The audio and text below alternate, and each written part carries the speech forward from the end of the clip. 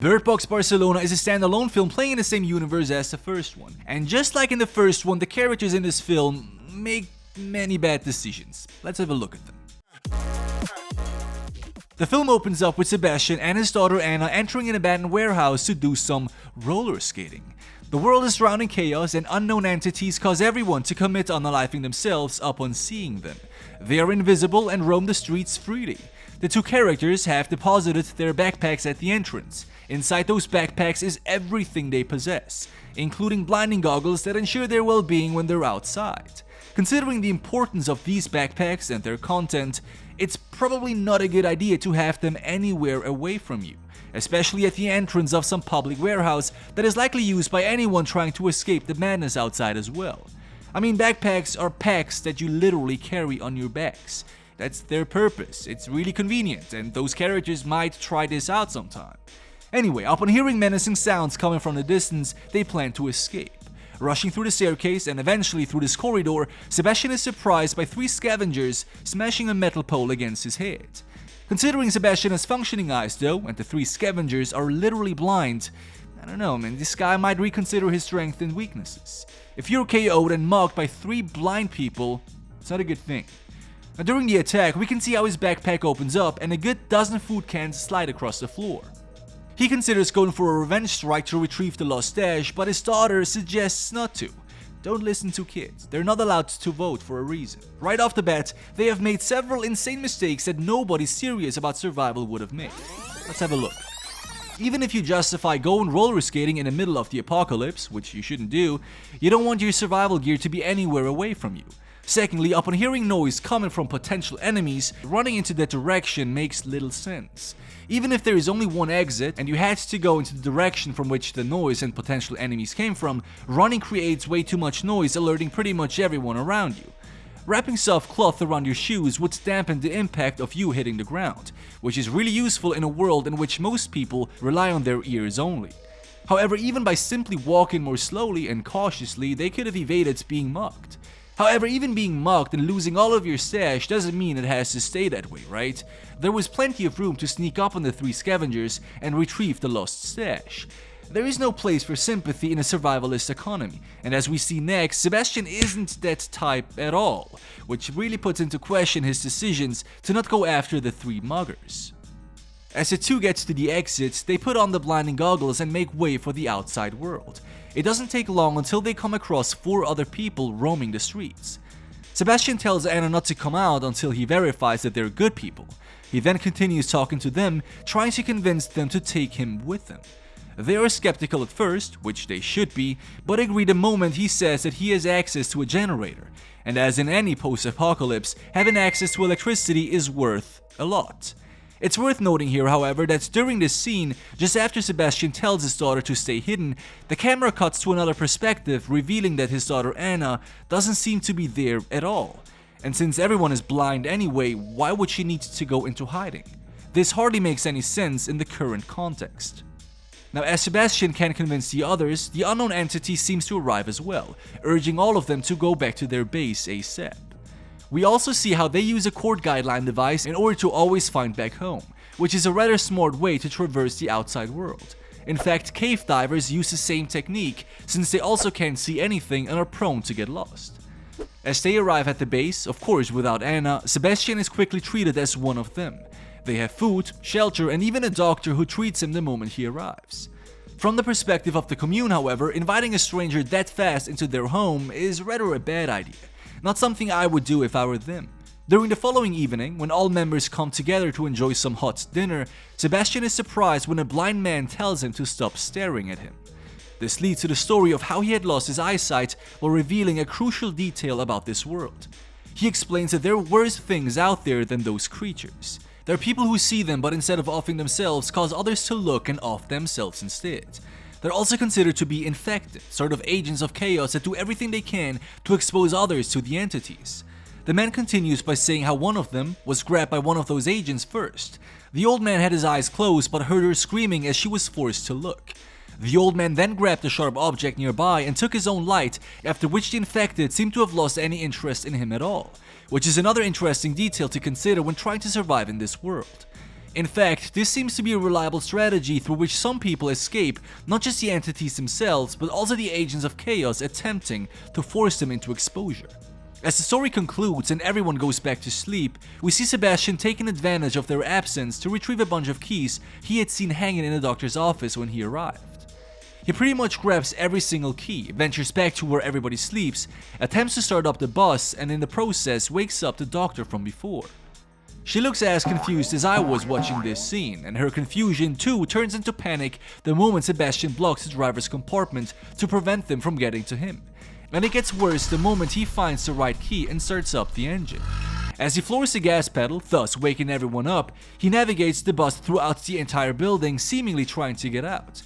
The others try to stop him by trying to destroy the makeshift lock he had put into place. Even though they break through and attack him immediately, they are too slow as he has already made it outside. And because making it outside is not enough, he also crashes the bus, causing everyone to sustain injuries, preventing them from escaping back inside. It doesn't take long until the unknown entities arrive as well, causing all of them, one by one, except for Sebastian of course, to unalive themselves. First, it's the chief. It is a peculiar scene because we get to see it from Sebastian's perspective. As the chief goes towards the light, he quite literally becomes the light himself. It's as if his soul leaves the body and ascends into the heavens. Sebastian looks mesmerized by what he sees, clearly thinking he's doing the work of God or something. After the chief, the doctor follows next. Her choice of how to leave Earth is French kissing a rapidly spinning bus wheel. You can imagine how that goes. She too seems to become light and ascends. The same thing happens to everyone else after another character opts for putting the whole bus aflame, causing multiple lights to ascend and enter heaven, end quote. Out of nowhere, Anna then appears, telling him that he saved them and that he did well. He seeks reassurance though and asks her if they're alright, making it appear as if he is still a lucid human who can question the morals of his actions. Anna replies with, of course, their souls are free now. Sebastian asks when it will be his turn, to which his daughter replies that there is more saving needed to be done. He is the shepherd and his duty is to take care of the lost sheep. Once he has fulfilled that, it will be his turn to enter the light and be reunited with his daughter and his wife. We then get another shot and once again see that Anna, or whoever that is, doesn't seem to be there at all, putting Sebastian's perception into question. Before we theorize about this though, let's think about the commune that was just wiped out. As mentioned, it was not a good decision from their side to let a stranger in that easily. But even if you do allow complete strangers to enter the commune, to help out for example, putting them under surveillance instead of sleeping toe-to-toe with them during the first night would make much more sense. It's not like people during the apocalypse are any more trustworthy than people during normal everyday life, right? And who would give any stranger from the streets access to their home and sleep with them under the same roof without taking any precautions? Nobody. We cut to a flashback showing Sebastian at his previous job. He was a higher up in a renewable energy company producing electricity with windmills. At a site inspection, Sebastian was called by a concerned colleague telling him about multiple workers jumping into the mills. On his way back to the office, he comes across multiple radio stations talking about global mass atrocities that seem to happen all at the same time. The situation doesn't look better at the office. News stations all report the same incidents. Waves of psychotic breakouts cause people to randomly take themselves out all across the globe. We see Sebastian on the phone with a friend, and we see an older gentleman in the back taking himself out as well. Disturbed by this event and the news, Sebastian does the only right thing. He leaves in a rush to save his daughter who is currently at school.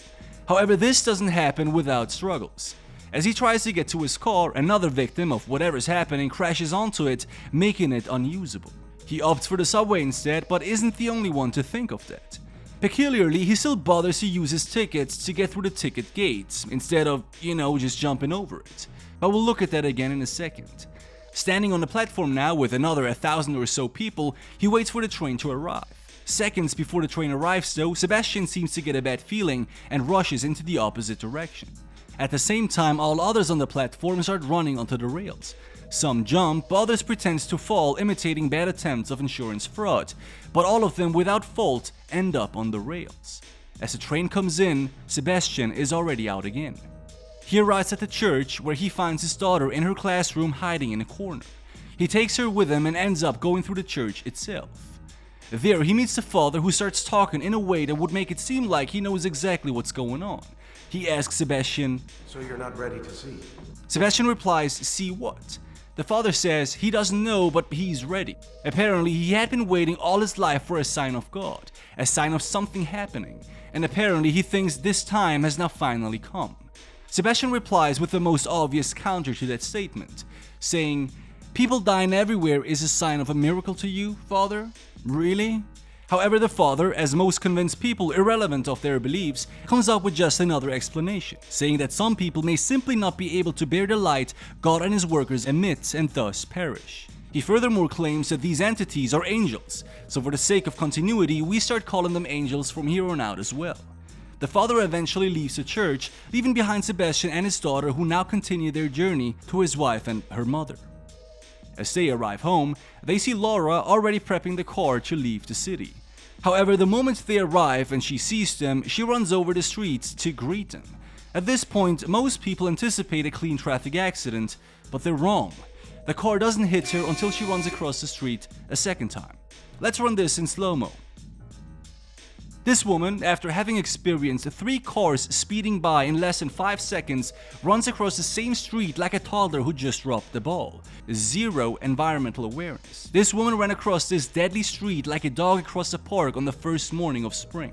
And because one time is not enough, she does it a second time backwards to show that she really means it. But this wasn't the only mistake made in the past minutes of this film. When Sebastian decides to save his daughter, he overheard the news anchor saying that a wave of psychotic breakouts cause mass destruction. If you hear something like that, you really want to stay away from people as much as you possibly can. Riding the public subway, though, is one of the worst decisions you could possibly make. Yes, his car was crushed, but it's a Mercedes. German engineering. It should withstand the impact of a grown man crashing onto it. Also, like mentioned before, using the ticket machine to get through during what could be a chemical terrorist attack is simply insane. We cut to the present moment where Sebastian is asking the Lord for forgiveness. His concern is that he lied to the bus victims to save them.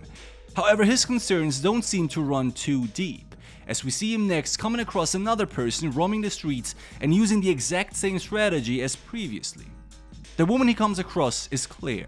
Upon hearing Sebastian's footsteps, she initiates a conversation babbling about how she is scared as well and that it's only normal to be scared, assuming that whoever she hears must be scared as well. She says that the only thing scarier than what's happening right now is the uncertainty of who to trust and who not to. People like this are the first to be wiped out during the apocalypse. You can't fish for sympathy by talking about your fears. 9 out of 10 people will take advantage of that. I mean, look what happens to the bus commune earlier in this film. Claire here has clearly a good heart, but she just came across the worst person this film had to offer so far. Before Sebastian can answer though, he is attacked by a German Shepherd that also wears blinds. The dog's owner, Jonas, is more cautious than Claire is. He doesn't trust him, accusing him of sneaking up on them, which in all fairness is true. Sebastian decides to let them know about the fake generator he has access to and tries to manipulate them to take him with them. And it works yet again. They bring him to an underground bomb shelter where a few others have sought refuge as well. There is a kid named Sophia and an elderly couple. Everyone seems all happy about a new member arriving except for Rafa. He immediately starts to question Sebastian, asking him where he was coming from and how he got the stitches on his forehead. He tells another lie, claiming he was part of a larger group that had been killed off by the angels while he went into hiding. Rafa doesn't believe him, but Sebastian doubles down by claiming that there are men roaming the streets without blindfolds who force others to look, hiding the fact that he is basically one of them, although operating alone. It's also interesting to note that Rafa and the crew have no idea what he's talking about. They don't know of such people. All they know is that there are supernatural beings out there that make people go crazy, but they have never heard of people conspiring with them. He takes out a map and tells Sebastian to mark the place where they can find the generator. At the same time, Sebastian sees his daughter, who says that he should use the girl to manipulate them into going above ground. This scene proves that Anna doesn't really exist, at least not in her human form, since nobody else sees her. We have yet to find out what happened to her, but it's clear that whatever Sebastian sees is either a sign of psychosis, which would align with his behavior, or perhaps more likely, one of those angels manipulating him into doing whatever it wants him to do. Upon seeing the map, Sebastian admits that he lied about the generator, causing Rafa to be more skeptical and even attack him. The quarrel is eventually broken up by Claire and then the kid, which is kind of insane.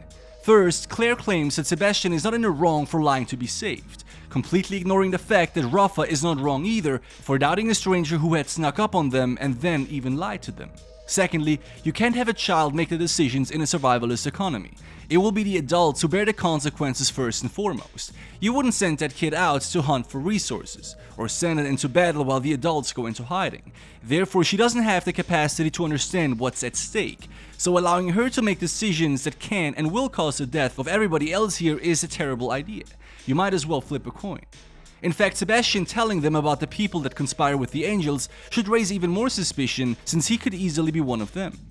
Rafa, despite the lack of effective communication skills, is the only sane person here. Even if you sympathize with Sebastian, it would still be better to keep an eye on him and question his past before showing him access to the bed next door. Like mentioned before, if you can't fully trust strangers during everyday life, you have even bigger issues figuring out who to trust during the apocalypse. This doesn't mean that they shouldn't allow Sebastian, or anyone else for that matter, access, but it means to be careful about it and at least come up with some rules or strategies how to build trust and keep everyone else safe. As the tension subsides, it's revealed that he speaks German. The kid is from Germany as well and can only speak German. So for the first time, she can communicate with Sebastian translating what she says. She shares her story, how she ended up here and how her mother saved her but died in the process. She also says that they were on the way to a castle on top of a mountain where it's claimed a safe zone exists. And by that, it's quickly decided that this is where the group should head next. During the following night, after their reliable chief was brought to bed and kissed goodnight, we see Sebastian waiting for everyone else to fall asleep. He takes out his knife, sneaks over to Rafa's dogs, and sabotages their leashes.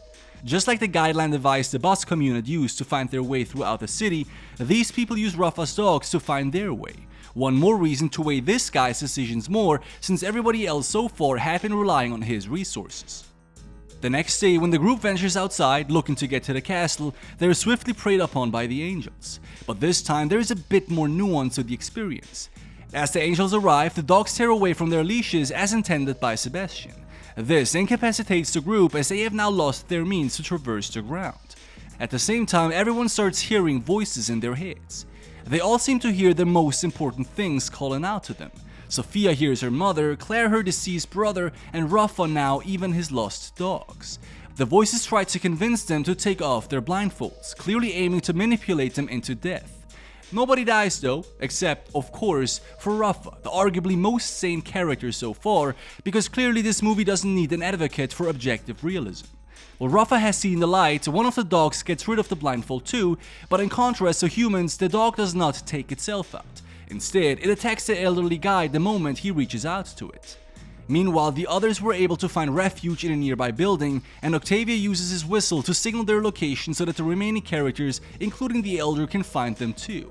As the survivors gather, they speculate about those beings, talking about how those beings might be quantum beings because every experiencer experiences a different state of them, different voices. This would align with the subjective experience, but ultimately wouldn't help them solving anything, at least not right now. Well, meanwhile, while Sebastian takes care of Sophia, he hands her a necklace of seraphim, a biblical angel. He adds that this was God's most beautiful angel, claiming that they shine so brightly that only God was able to look at them directly, kind of implying that those beings in the streets might be the seraphim. While he is with her, the bitten elderly man is examined by Claire, who notes that he needs antibiotics if he wants to survive. Therefore, Sebastian, Octavia, and Claire gather to scavenge the building they're in. They arrive at an upper apartment and enter carefully.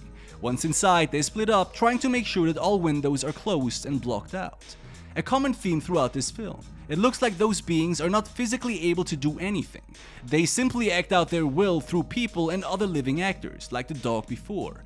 This would explain why locked buildings are safe zones, since they couldn't enter without any external help.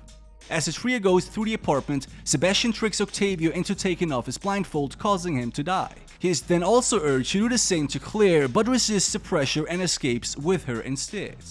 This didn't go past Claire though. As she administers the antibiotics and shares with the others what happened, it's obvious that she's becoming more suspicious of Sebastian as well. After all, two of them had died within 24 hours of his arrival. For what it's worth though, Sebastian starts to doubt his visions of his daughter and his past deeds as well, attempting to break the spell of whatever seems to control him. The film then cuts to the second half of their journey to the mountain. They make good progress but are eventually seen by the agents of chaos and chased down the streets. While Sebastian tries to save the girl and Claire, the elders stay back and give up. They take off their blinds in an effort to see them one last time before death separates them. Inside the building, Claire finally caught up with Sebastian's intentions. She escapes him with Sofia while he has more visions of his dead daughter trying to convince him to murder them. The scene culminates with them being on the rooftop trying to find a way ahead when Sebastian finally catches up. This leads to Claire crashing onto the construction staircase and Sebastian moments away from ripping off Sofia's blindfold. He can eventually resist the urge to commit another mistake and instead continue helping them escape. But this doesn't happen before we get a flashback of what actually happened to his actual daughter. About half a year ago, months into the apocalypse already, Sebastian thought it would be a good idea to light up a bunch of candles past sunset to celebrate his daughter's birthday. The city had already run out of electricity, so every light source would have been seen miles away, not to speak of just a few blocks down the road. The light attracted the pastor and his group of self-proclaimed saviors. They captured them, brought them to the rooftop, and took off their blindfolds, insisting on doing God's job. Sofia died while Sebastian became an agent himself. The film is vague about the reasons why some people die and others become complicit. Feel free to speculate in the comments, I'm sure some of you have good ideas. I'll share mine at the end. We cut back to the film where Sebastian could convince Claire to trust him one last time. He says that while they can't use their eyes, he can, giving them an edge while traversing the last bit on their journey. She eventually agrees and the trio escapes once again. They're almost caught by the pastor and his followers though, but can find a perfectly running car to escape with. The mountain they look for is called Montjuïc, and the only way to access it is by using a gondola. The trio splits up the moment they arrive at the station, which is predictable, and Sebastian tries to redeem himself after having murdered about 12 people during the past 7 days to rescue Claire and Sofia. While he has a final showdown with the pastor and his crew, the two girls make it to the top where they find an inactive gondola. Now, this was fairly obvious though, since this apocalypse has been going on for almost a year already. In fact, the vast amounts of resources they find just lying around everywhere is astonishing. That there are no people actively fighting over resources is also rather unbelievable, especially since the survivors we have met so far in this film have been killed off by making rash and naive decisions. If they made those decisions now, they would have made them much earlier as well, which makes this whole plot line quite unstable. Claire opts for the bell, hoping that the other side will take note of them and activates the machinery, and they do. As the gondola is activated and Sebastian sacrifices himself by burning down the final boss in this movie, the two girls on top narrowly escape the grip of an entity just about to arrive. And because this happy ending isn't quite enough for 2023, we see that the safe zone is guarded by military personnel, people living carefree and self-sustaining inside, as well as a mother who is finally reunited with her daughter. How sweet. Claire is brought in for questioning as well as her blood tested, as it turns out that those conspiring with these entities aren't doing that out of free will, surprise surprise, but are sort of infected. According to them, their blood may be used to develop a vaccine in order to beat these creatures once and for all, and who knows, we may get another spin-off in a few years. And with that, my friends, thanks for watching, check out my creature analysis in the comments, and with that, you take care, and I'll see you again next week. Binge another one.